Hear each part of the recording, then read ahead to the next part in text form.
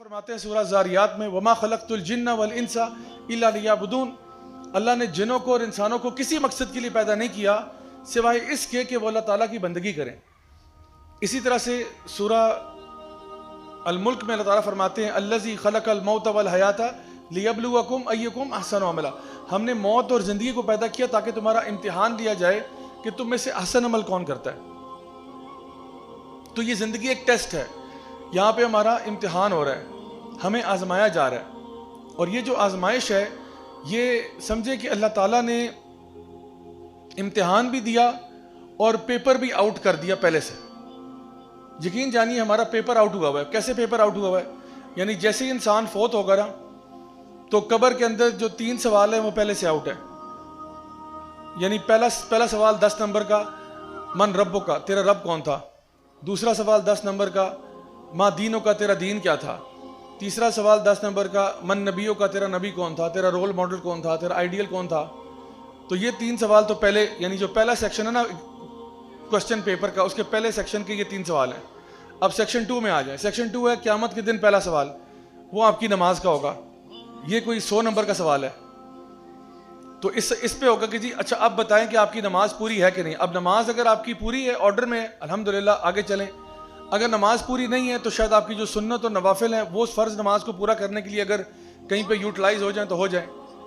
اس کے علاوہ یہ تو سیکشن 2 تھا۔ اب سیکشن 3 پہ آ جائیں، یہ بھی ابھی آپ کا پیپر چل رہا ہے۔ سیکشن 3 کے سوال جو ہیں حدیث میں آتے ہیں آپ کو قیامت کے دن اپنی جگہ سے ہلنے کی اجازت نہیں ہوگی جب تک 5 سوالوں کے جواب نہیں آپ دے سکتے۔ تو سیکشن 3 میں 5 سوال ہیں۔ پہلا سوال کیا ہے کہ تو نے اپنی زندگی کہاں گزاری ہے؟ چلو جواب لکھو اس کا، ڈیٹیل آنسر دو اس کا۔ دوسرا سوال یہ کہ تو نے جوانی کہاں گزاری ہے، یہ یوتھ تیرا کدھر گیا؟ تیسری چیز یہ کہ تو نے مال کہاں سے کمایا، مال کہاں خرچ کیا، یہ چوتھا سوال۔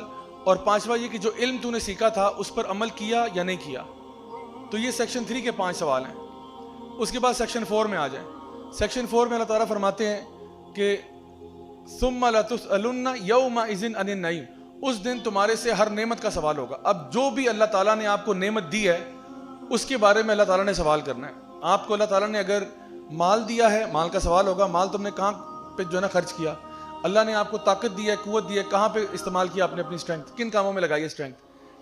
آپ کو اللہ تعالیٰ نے لکھنے کا فن دیا ہے تو کیا لکھا آپ نے، کوئی اللہ تعالیٰ کے لیے کچھ لکھا یا نہیں لکھا۔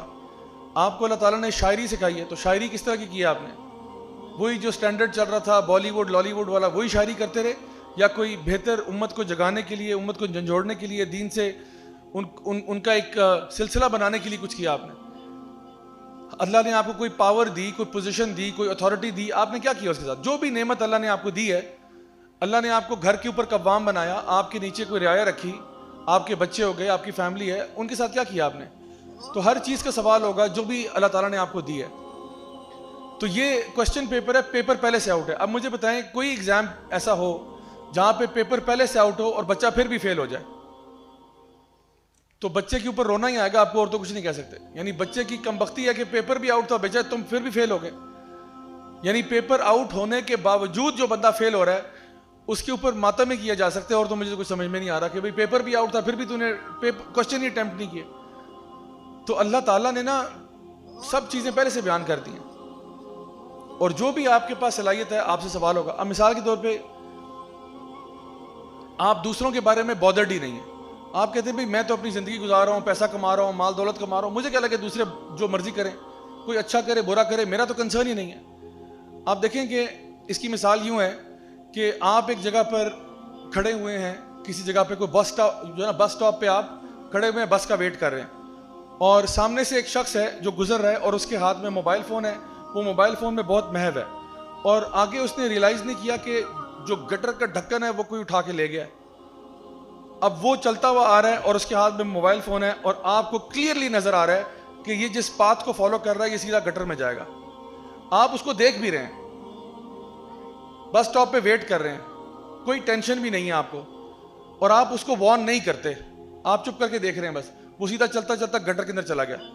اب لوگ آئے، انہوں نے اس کو بچایا، بیچارے کی ٹانگ ٹوٹ گئی، زخمی ہو گیا۔ تو لوگوں نے کہا یار کوئی یہاں تھا نہیں، اس کو بتا دیتا کہ، آپ نے کہا ہاں میں بیٹھا تھا۔ تو نے کہا آپ نے کیوں نہیں بتایا؟ آپ نے کہا یار میں تو اپنا بزنس مائنڈ کر رہا تھا، I was just minding my business. تو یہ ایکسکیوز آپ سے مانا جائے گا؟ کوئی بندہ کوئی سینسیبل آدمی ایکسکیوز آپ کا مانے گا کہ بھائی آپ you were minding your own business? وہ کہے کہ نہیں یار اس کا بزنس آپ کا بزنس تھا. ایک بندہ آپ کو نظر آ رہا ہے کلیئرلی غلط رستے پر جا رہا ہے, آپ اس کو روک دیتے. آپ نے کہا نہیں یار وہ اس کا کام ہے, میرا یہ کام ہے, لکم دینکم ولی دین, تمہارے لیے تمہارا دین, میرے لیے میرا. یہ تو نہیں ایکسکیوز مانا جائے گا آپ سے کہ یار بڑے ظالم آدمی ہیں آپ نے جو ظلم کیا ہے.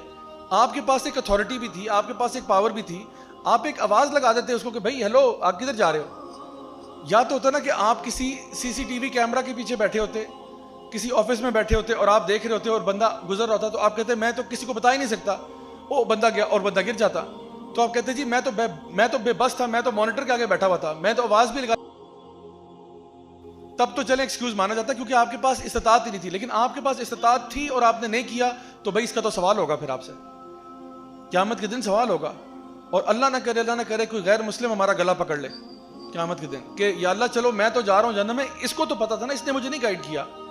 ہمارے ساتھ کتنے ایسے لوگ ہوتے ہیں جو ہمارے گھر میں, ہمارے آفس میں, ہمارے اسکول میں, ہمارے کالج میں, ہمارے یونیورسٹی میں جو ہمارے ساتھ ہوتے ہیں, ہمیں پتہ ہے کہ یہ سیدھے رستے پر نہیں ہے, لیکن ہم مجال ہے منہ بھی نہیں کھولتے اپنا. حالانکہ گٹر میں گرنا چھوٹی چیز ہے, جہنم میں جانا بڑی چیز ہے.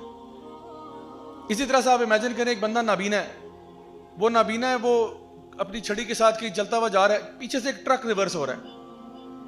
اب آپ یہ تماشا دیکھ رہے ہیں, آپ اس نابینا بندے کو نہیں کہتے کہ بھائی صاحب وہ ٹرک آ رہا ہے, کیونکہ آپ تو سامنے دیکھ رہے ہو نا, وہ تو سامنے چیک کرتا ہوا جا رہا ہے. سائڈ سے جو ٹرک آ رہا ہے اس کو نہیں پتا, اور ٹرک والے کو بھی نہیں پتا پیچھے کوئی نہ کوئی کیمرہ لگا نہ کچھ ہے, تو یہ تو کچل دے گا اس کو. اور آپ دیکھ رہے ہو اور آپ نہیں بولتے, تو قصوروار کون ہے؟ آپ کے اوپر بہت بڑا قصور ہوگا یہ کہ بھائی چلو وہ تو نابینا تھا بیچارہ, تم تو نابینا نہیں تھے نا, تمہیں تو نظر آ رہا تھا. تمہیں اللہ تعالیٰ نے ایک طاقت دی, ایک اتھارٹی دی, ایک پوزیشن دی, اس کو تم نے کیوں نہیں استعمال کیا؟ تو پھر قیامت کے دن یہ نابینا انسان بھی پکڑے گا, اگر یہ اس کے ٹرک کے نیچے آ گیا تو یہ پھر پکڑے گا آپ کو اس پہ. تو اسی لیے اللہ تعالیٰ فرماتے ہیں کہ تم سے ہر چیز کا سوال کیا جائے گا, جس کے اوپر تمہیں اتھارٹی دی ہوئی تھی, جو تمہاری استطاعت تھی. فاتقوا اللہ ما استطعتم, جتنا تمہارا استطاعت ہے اتنا تو تقوی اختیار کرو نا. ابھی چلو اس لیول پہ نہ کرو جہاں پہ اللہ تعالیٰ فرماتے ہیں قرآن مجید میں کہ یا ایھا الذین آمنوا اتقوا اللہ حق تقاتہ ولا تموتن الا وانتم مسلمون, اے ایمان والو اللہ کا تقوی اختیار کرو جیسا تقوی اختیار کرنے کا حق ہے. پتہ نہیں یہ کتنا بڑا لیول ہے.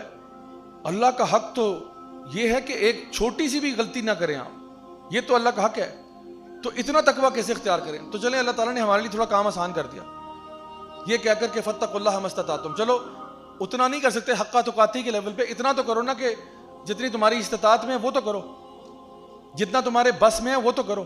تم سے یہ تو نہیں کہہ رہے کہ جو تمہارے بس سے بیونڈ ہے وہ کرو, جتنا تمہارے اختیار میں کم از کم اتنا کرنا چاہیے.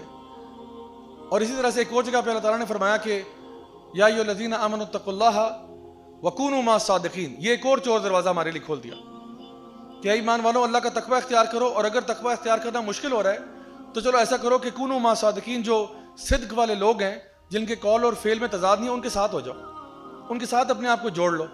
الحمدللہ ان کے ساتھ, وہ کیا کہتے ہیں, خربوزے کو دیکھ کے خربوزہ رنگ پکڑتا ہے, تو آپ خود ڈیسائیڈ کریں کہ میرے ارد گرد کون سے خربوزے ہوں گے. تو جب آپ ڈیسائیڈ کریں گے تو آٹومیٹکلی آپ بھی ان کے رنگ میں رنگے جائیں گے. تو اللہ تعالیٰ فرما رہے ہیں کہ چلو اگر تقوی اختیار کرنا تمہارے لیے بہت مشکل بھی ہو رہا ہے تو کم از کم ان لوگوں کا ساتھ تو دو, ان کے ساتھ ہو جاؤ. یہ نہیں ان کی اتباع کرو, پیروی کرو, نقش قدم پر چلو, وہ تو بہت آگے کی باتیں. کم از کم ان کے ساتھ ہو جاؤ, ان کی کمپنی میں آ جاؤ. وہ اگر تراویح پڑھنے جا رہے ہیں تراویح پڑھنے چلے جاؤ ان کے ساتھ, وہ اگر اس کے بعد کافی پینے جا رہے ہیں تم کافی پینے چلے جاؤ, وہ اگر کرکٹ کھیلنے جا رہے ہیں تم ان کے ساتھ جا کے کرکٹ کھیل لو. بس یہ جو تقوی والے ہیں نا ان کے ساتھ ہو جاؤ, تو ان میں جو خیر ہے نا وہ تمہارے اندر ٹرانسفر ہو جائے گی. کیونکہ تقوی کی جو آگ ہے نا وہ اس طرح جیسے شمع ہے, کوئی فلیم ہے. تو اگر میرے پاس ایک موم بتی ہے, اس سے میں دوسری جلاتا ہوں تو اس کا فلیم کم ہو جائے گا, کم تو نہیں ہوگا. اسے میں 10 بھی جلا دوں, 50 100 جلا دوں, یہ فلیم تو ادھر ہی رہے گا. بالکل اسی طرح سے ایک بندے کے دل میں تقوی کی آگ ہے, تقوی کا فلیم ہے, وہ دوسرے میں منتقل کرے گا, اس کا کم نہیں ہوگا. جس طرح علم بانٹنے سے کم نہیں ہوتا, بڑھتا ہی ہے. جتنا میں علم پروپیگیٹ کروں گا میرا علم پختہ ہوگا. میں اگر ایک کتاب پڑھتا ہوں نا اور وہ کتاب میں کسی کو پڑھا دیتا ہوں, یقین کریں اور اس کو سمجھ آئے نا مجھے سمجھ میں آ جائے گی. تو اسی طرح سے تقوی کا معاملہ بھی ہے. آپ اپنا تقوی یعنی لوگوں کے ساتھ مل کے ہو, اللہ کی بات کرتے ہو, اللہ کے رسول کی بات کرتے ہو, آخرت کی بات کرتے ہو, آپ کا اپنا ایمان اوپر چلا جاتا ہے. اس کو تو فائدہ ہو ہی رہا ہے, آپ کو بھی فائدہ ہو رہا ہے. تو اللہ تعالیٰ نے یہ زندگی بنائی ہے امتحان کے لیے, اور ہمارا حساب کتاب اسی کے مطابق ہوگا.